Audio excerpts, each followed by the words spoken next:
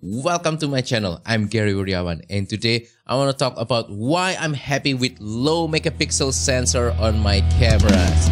Intro.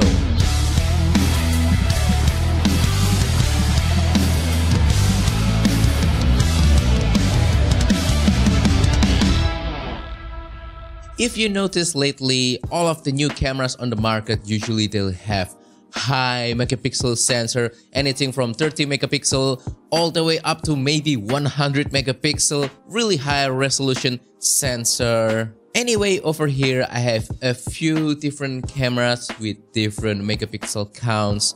Over here I have my Panasonic Lumix GX8. This is the only camera that I have with 20 megapixel sensor, the highest megapixel count on my entire camera collection. As you can see, I will put some sample images right now featuring the images taken from the GX8. So next camera, I have the Panasonic Lumix G85. This is 16 megapixel. Some sample pictures right now. Hopefully you can see how that 16 megapixel images look like. And then the same with this guy right here. I have the Panasonic Lumix GX850, also 16 megapixel sensor. You can see the sample images right here. And then I have some low megapixel cameras. I have the Panasonic Lumix LX100. This is actually a 16 megapixel sensor, but because of the multi-aspect ratio, then you'll only get 12 megapixel out of the images. You can see some sample images right now. And then this guy right here is the Canon G15. I believe this compact little camera is also 12 megapixel. And then last but not least, I have the camera with the biggest sensor, an APS-C camera, Leica M8.2. And ironically, even though it has the largest sensor size, it only has 10 megapixel sensor, the lowest megapixel count on my entire camera collection. So I think for most people, the most sensible way to choose which camera to use is choose the one with the best sensor, the highest megapixel count. In my case is my Panasonic Lumix GX8, and many people will think this will be my most frequently used camera. However, it's not. Even though this is a great camera, actually the sensor is a little bit overkill in my opinion. Doesn't mean that this camera is bad. However, my preference now starts to hover around 16 megapixel. I think that's the sweet spot for me personally. The files aren't too big, but the details are already there. Not saying that the low megapixel camera like the Leica M8.2 is not good for resolving detail. As you can see from the sample images that I've shared earlier, they look really nice and detailed and just overall very satisfying. But anyway, today I want to talk about all of this megapixel nonsense, about why megapixel doesn't matter as much as you think. For me personally, what makes an image look great isn't just about the megapixel, or in this matter, any specific part of the camera or the lens.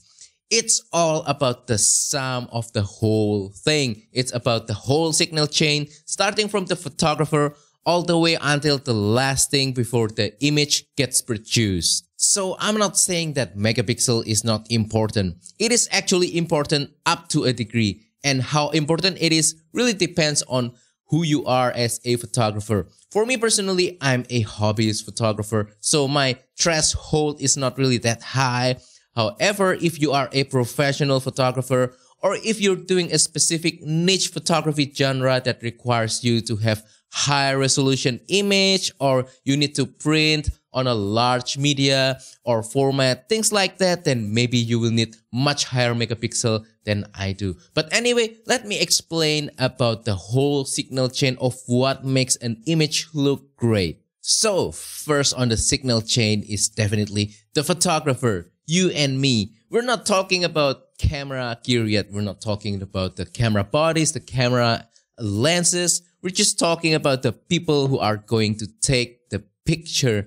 And this is really important because as a photographer, we need to have a vision and a purpose first. So the vision, you need to have an idea of how the image should look like. And then you also need to have a purpose of why that image should exist. Regarding vision, I think it is important for us photographers to keep ourselves inspired. I think the best way to do this is by looking at other people's photographs on the internet, on the website, on YouTube, on Instagram. Try to find the ones that we like the most, and then we can start to build our vision around these nice photos that we saw. And then regarding purpose, it's really straightforward. Why do you want to take this picture? Is it just because you want to have a nice, beautiful looking picture? Or will this picture mean a lot to some other people? Will it have some sentimental value? Or do you want to just document your trip or document something that's happening? Or do you just want to capture and freeze a moment in time? Things like that, I think you need to figure it out for yourself. But it's important, again, to have vision and purpose as a photographer. Besides vision and purpose, you also need to have skill. We need to educate ourselves. We need to improve our photography skill so that we have the techniques, we have the capabilities to turn our vision into reality. And then you also need to have the object or the scenery that you want to capture or photograph. After you have that, you also have to compose, frame your shot carefully, select the best angle, select the best foreground, background, and then also you need to time your shot perfectly. You have to select the moment carefully. When do you want to press the shutter button and freeze that moment in time and turn it into photograph. Next thing on the signal chain is definitely your lens. The lens will project the image that you capture into the camera sensor. So the lens needs to be high quality. Doesn't mean that it has to be expensive, but it has to be able to synchronize with the idea that's on your vision. And you also need to be able to capture the image correctly using the correct focal length of the lens. And also you have to select the best aperture setting on the lens to make sure that you can capture the perfect amount of light hitting into the sensor of your camera. And then you also need to select the best focus point, where you want things in focus in the image, so that everything will again synchronize with what you have on the idea on your vision. After the lens, definitely it's the camera. With the camera, there are a few things that you need to keep in mind. You have to select the best settings on your camera. For example, the shutter speed, the ISO, white balance, picture profile, all that kind of stuff. You have to select the best settings so that it can, again, synchronize with the idea on your head.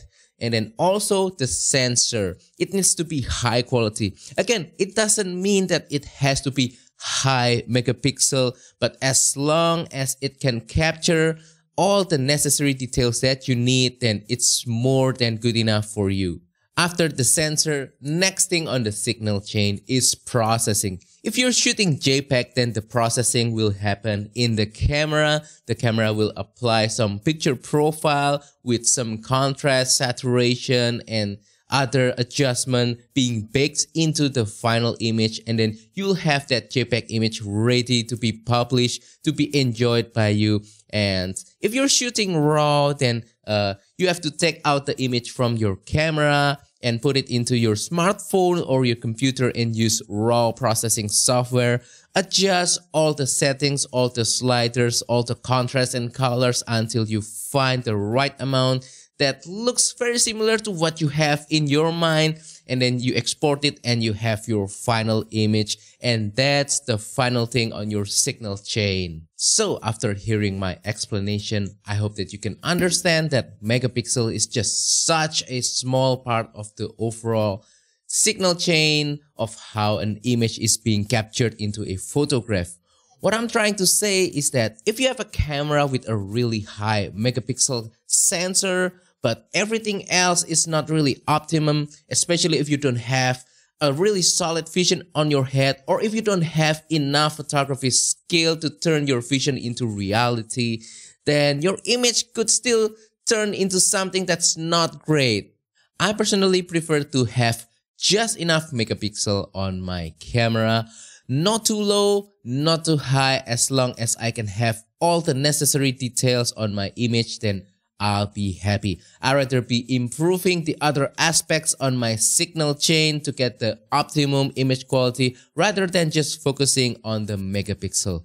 So if you're still worried about megapixel, again, just remember that it's just a small part of the signal chain and try to focus on the other important aspects on your signal chain to improve your image quality. And that wraps up today's video. So that is all for today's video. I hope that today's video has been helpful, entertaining, and informative.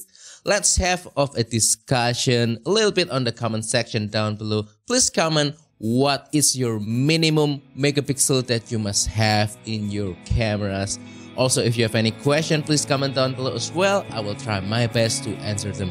Also, don't forget to support my channel by liking this video, sharing this video, subscribing to my channel down below, and hopefully you'll also support my channel further by using the affiliate links on the description below or use the super thanks button to make a small donation to my channel.